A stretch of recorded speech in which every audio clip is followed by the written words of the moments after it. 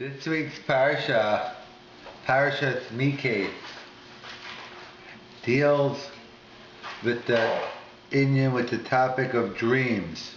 We know throughout Bereshis, Yosef with the brothers in the dreams, and this week with the 7 cows, the 7 fat cows, the 7 lean cows. So it gives us an opportunity to discuss a little about dreams in halacha. Do we accept dreams? Are dreams totally useless, worthless, don't mean anything? Or are dreams a simum and hashamayim? Are dreams a sign that God's trying to tell us something? On one hand, we know it says dreams is a 1/60th, one part of prophecy. On the other hand, we know dreams are dvarim b'telim. Dreams are meaningless. So let's go through a couple of the Gemaras and see if we can come up with any principles. So there's a Gemara in the Nedarim, Daf Chesam and Aleph. The Gemara talks about someone who has a dream that he was put into chayra. He was excommunicated. And forget about a dream, there are halachas. If someone is put in chayrim or excommunicated, to certain halachas that pertain to them, and if they want to get out of the state of excommunication, they need 10 people to come and be matir. So the Gemara in the Nedarim talks about a case where he had a dream that he was excommunicated. Need do I put into chayrim? So what happened? Do you ignore the dream? Do you take it seriously? So the Gemara says, Sarach asara b'nei lahatir lo. You need 10 people to come and undo it. So we see from here that chalom is ke'ein nevuah, that a dream is like a form of nevuah. We take the dream very seriously, and one has to go and deal with it the same way it would have happened if it wasn't a dream. You have to get 10 people and undo it. So in the Gemara in the Nedarim, Daf Ches, we see dreams are taken seriously.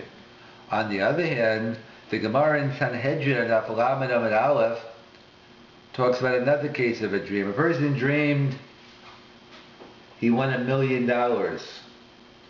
And the $1 million was to go under your basement, dig down. It gave the exact measurements. There'll be a gray box with the number 230 on it, and there you'll find $1 million. So, okay, he wakes up, he figures, who cares, it's only a dream, but what's the loss? I'm not doing anything anyway, I might as well go dig up and look for the money. So he digs exactly, follows all the instructions in the dream, and he finds the money, $1 million. There's only one problem, or one potential problem. In the dream said it wasn't his money. The money is owed to Mr. X, to Ruvain. Or the money is tzedakah, charity, ma'aser sheni. So the question is, what can he do with this money? He found $1 million dream, but the dream also said the money did not belong to him. So what is the halacha? So the Gemara in Sanhedrin says, Divrei chalomos ein ma'ala me'moridin. We don't accept dreams, and therefore one gets to keep the money. You take the $1 million, you go to your financial advisor. Hopefully you'll find a good one, and either you'll invest in some real estate, stocks, mutual funds, etc. You give your tzedakah, whatever you'll do with it. But the point being is, it's your money, you can keep and do what you want with it. So we see from here, we don't take dreams seriously. Pi halacha, legally speaking, the dream is nonsense. It wasn't nonsense because I got all the money, but it's nonsense in the sense I don't have to give it to tzedakah, or I don't have to return it to Mr. X. So we have an apparent contradiction. From the Gemara in the Nedarim, Daf Ches, we see dreams we take very seriously. You go find 10 people and you undo the chayram, the excommunication. From the Gemara in Sanhedrin, we see we don't halachically take dreams seriously, and you go ahead and you keep the money. So how do we reconcile? So there's a Tashbetz says, really it's a Gemara. The Gemara tells us which dreams are truth and which dreams are false, which ones were not relied on. So the Gemara in Bereshis Daf Nun Hey Amid Beis, the Gemara quotes from Rabbi. Rabbi quotes a stira, contradiction in the psukim. On one hand it says, B'chalom adaber bi. On one hand we see that chalomos are like ein nevuah, it's like a form of prophecy. On the other hand we say dvar b'telum. So the Gemara says, lo kasha, no difficulty. Kan al yedei malach, kan al yedei shade. It's very simple. When it happens through a malach, you have the dream to an angel, then we assume the dream is true. If the dream happens al yedei shade, to a demon, then we assume it's not true. It's a very simple answer for Tashbeish. We have a very simple answer. If it's from an angel, it's good. If it's from a shade, it's no good. The only problem is, how do you know when the dream is from a malach and what's the dream from a shade? So this really doesn't help us much. So the Tashbeish himself comes up with the answer to the apparent contradiction. The Gemara says that we have a principle. We know in all Dinei Mamanos. The Gemara says that, let's say I claim the gloves you have in your pocket or the watch you have, I claim it's mine. And you claim it's yours. You deny it. And there's no proof, there's no witnesses, there's no documents. So who is the burden of proof on? So the principle by Dinei Mamanos, the principle by monetary matters is Hamotzi Mechavero Olav Haraya. If I want to take something away from you, the burden of proof is on me. If you want to take something away from me, the burden of proof is on you. So that is the general klal in Dinei Mamanos. So since the Tashbetz says, since over here, where did you find the money? The money was in your possession, in your yard. So you're the muhsak. You're the one who considered the owner of this money. And now the dream says that you have to give it away. So as the Gemara says in Bereshis, we don't know. Is the dream coming from a malach or the dream coming from an angel? From a dream coming from an angel or the dream coming from a demon? So it's a suffix. So it's a case, the dream is a suffix, and it's only a doubt in the dream, and therefore a dream cannot be motzi mammon. Since I'm the muhsak, so I get to hold on to the money, and we say the dream is not enough of a proof that the money belongs to someone else, and therefore the money stays in your possession. And that's a general klal. That's why we'll read them. When it comes to Dinei Mamanos, we don't accept dreams because the halachic principle is Hamotzi Mechaver Olav Haraya. However, by suffix, there are many areas of the dynamis of doubt. However, when it comes then to the issue of cherem, so excommunication, that involves isurim. That involves things you can do, can't do. So we don't know if it's from a malach, we don't know it's from a shade. So suffix isura or chumra, a doubt by something which is usur, I don't know if it's true or not, but it's a doubtful isur if I do it. So suffix isur or chumra. So therefore a doubt by something which will prohibit it was strict on. And therefore we tell you to go ahead and be matir, take out, get to 10 people and undo the cherem. So that's what the Tashbetz says, that it's the issue, the dream is only a suffix, we don't know where the dream's coming from. So when it comes to monetary issues, we go with the general principle, Hamotzi Mechaver Olav Haraya, and therefore you keep the money. However, when it comes to Isser or cherem, like excommunications, then we go with chumrah and we tell you to undo the cherem. So based on, if this is true, so the Netziv asks the following question. If this is true, this principle of Tashbeit, so then it would come out, let's say you have a dream that the pizza in the refrigerator is not kosher. The ribs in the fridge are not kosher. The chicken in your fridge is not kosher. So you have to wake up the next morning and then throw the food out.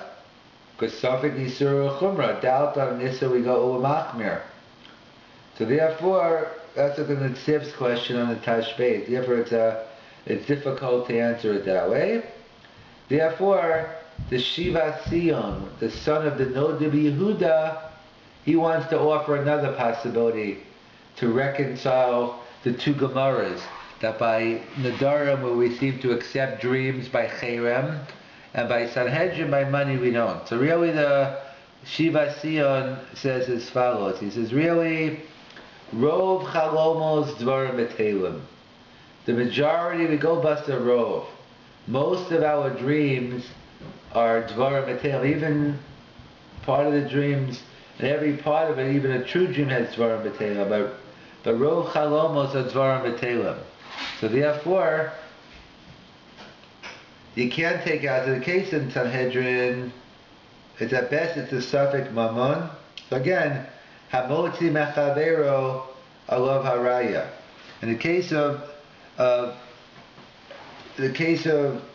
the meat in the fridge or something else, we don't accept the dream. We say, we go bust a robe and we say everything's permitted. However, if that's the case, then what about the nidoy? Why then do we accept the dream when you are excommunicated? We say when it comes to a dream that you also have money, or if your dynamo ribs are not kosher, we don't accept it. Yeah, when it comes to a chayur of excommunication, we do. That's what the Shiva Tziyam points out. That's only an issue because that's the case of sakana. The Indian of sakana that Tosis writes, it's a simon prunios. That God's sending you a simon, something bad is going to happen. So it involves some type of sakana. So therefore, when it comes to sakana, we're choshesh l'miyat sometimes. We're concerned even if it's not even for a minority chance. As the Gemara tells us elsewhere, we have a principle, Chamira sakanta meisura. That when it comes to danger, we're more strict by danger than we are by Isser. In other words, we have halacha by Isser, by milk and meat. If a drop of milk falls in the chicken soup, so we assume it's butter, it's nullified, and you can eat the chicken soup. However, if you have doubtful poison, if a little poison falls, then obviously you can't eat the soup. So the Gemara says there's no din of bitul chamira sakanta meisura, which is a little ironic for those people who are addicted to smoking. When it comes to Shabbos, so they stop smoking. But the rest of the week, they do smoke. Ado chamira sakanta meisura. That we're more strict when it comes to danger than we do when it comes to Isurim. But either way, that's the principle. So therefore the Shiva Tziyam writes, really we don't accept any dreams. Rov chalomos dvarim betelim. The majority of dreams are meaningless. Why do we accept the dream about the chayra? Because that's a sign, maybe God's sending us a sign, that's a din of sakana, of danger. In fact, there's a tshuva from the Chelkas Yaakov, Rabbi, who points out the very interesting case. Someone died, and he was buried in Chutz La'aretz. I mean, that's where he was. And they point out that, so then they buried him, and then later that night, that week, the Karav, I guess it was an uncle, someone came down to the nephew in a dream and said, I want you to take the body to Eretz Yisrael. I want you to dig me out, and I want to be buried in Eretz Yisrael. Okay, so he got a dream one night, he forgot about it. Again, to the next night, he had the same dream. He forgets. The third time, he has another dream. The guy tells him, he gives him a warning. He says, don't forget me, you're going to be in trouble. I want to make sure you go ahead and bury me in Eretz Yisrael. So So what is the halakha? After the third time he got scared, he went and asked the Shaila. So the Chalkas Yaakov paskins, and number one, the halacha is, which the paskins in Shulchan Aruch, that if someone who's buried in Chutz La'aretz, that's one of the exceptions. Normally when you bury somebody, we don't take out the body. However, there are certain exceptions to the rule. And one exception to the rule is Eretz Yisrael. If you want to be buried in Eretz Yisrael, then we can move you out from Chutz La'aretz. So really, even if it wasn't a dream, that is the halacha. The halacha is that one is permitted to do it. So if one had a dream that the uncle told them to do it, so does he have to do it? So the Chalkas Yaakov paskins, along the lines we were saying, the real me'ikar adin, you don't have to, because we have the principle, because it's expensive enough now to be buried in Eretz Yisrael, but it was certainly a lot more expensive then. So it would cost a lot of money for this nephew to spend money and bring the body over to Eretz Yisrael. So the halacha is amotzi mechaver alav haraya. One is not obligated to spend money based on a dream. So that's why if fastens, one would not be obligated to. And it's a similar case, or something a little different, the Sefer Hasidim, Rabbi Yehuda HaChassid. A person died and they made a coffin and there was leftover wood from the coffin. And this person said he's going to take the extra wood and make a musical instrument, a harp. So the relatives said, no, don't do it. It's bizayin hameis, it's a disgrace. This is wood that we're going to use for the coffin, don't take it for your own musical instrument. So he didn't listen, he took it anyway. And then a dream came down, the person who was dead, the nifter came down and told them that I know what you did, and don't take the coffin and make it into a musical instrument. And it happened again, and he said, and he forgot about it again. He came back to him a couple of times, and he said, don't do it. He said, if you do it, you're going to get sick and you're going to die.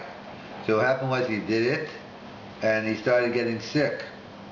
So either he or one of the relatives came by, took the harp, the wood away, and went to the coffin, went to the place of burial, and he broke the coffin, he broke the musical instrument on top of the monument. So that's what Rabbi Yehuda Chassid says in terms of, you don't have to be moti mammon, you don't have to exhume the body and take it out. However, libo nukva, if the heart bothers you, so then it's okay. Then you can do it. So we see that the halacha is that you're not obligated to spend money to be motzi mammon on a dream. And in fact, there's an interesting story that seems to even we said the only time is sakana. In the case of danger, then we're concerned for even the minority of an amiyah. In fact, it's a story that flies in the face of this with Rav Yitzchak Volozhin, the son of Rav Chaim Volozhin. He points out that a story where a person came, I guess he goes on a business trip every year, and I guess a couple of weeks before the trip, he started getting a dream about the ship's gonna be strong winds and the ship is gonna sink, or pirates are gonna take it over. Okay, he had the dream once, and a week later he had the dream again. A week later, a night before the trip, he had it again. So he went to Rav Yitzchak Volozhin, and he told him what happened. He said, don't worry about it. We don't listen to dreams. Okay, great, we don't listen to dreams. He went on the ship, and he went ahead, and of course, he did not live happily ever after. The ship sunk, and he died like the dream said he would. So all the relatives came to Rav Yitzchak Volozhin with tainus when he told them to go on. He said, yeah, I passed him the same way again. So he passed us against the normal principle, but to summarize, we pointed out are dreams valid or not? So from the Gemara and the Durham, we saw we accept dreams when it came to excommunication, yet we don't accept dreams when it came to monetary issues. And the Gemara in Bereshis tells us it depends. If the dream's from an angel, we accept it. If the dream's from a demon, we don't accept it. But we don't really know which one's which, so it's only a suffix. So that's what the Tashbeit says. When it comes to money, so dreams only a doubt, so you go with the principle of you keep the money. When it comes to Isser or Chayram, so suffix Isser Chumra, we're not sure, so you have to be strict. But if this is true, then if you have a dream that some of the food in your house is not kosher, you wouldn't be able to eat it. And he said that's not true, so therefore, the Shiva Si and the son of the Yehuda comes up with basically we don't accept dreams. Rov Chalamos Zoram Matelim.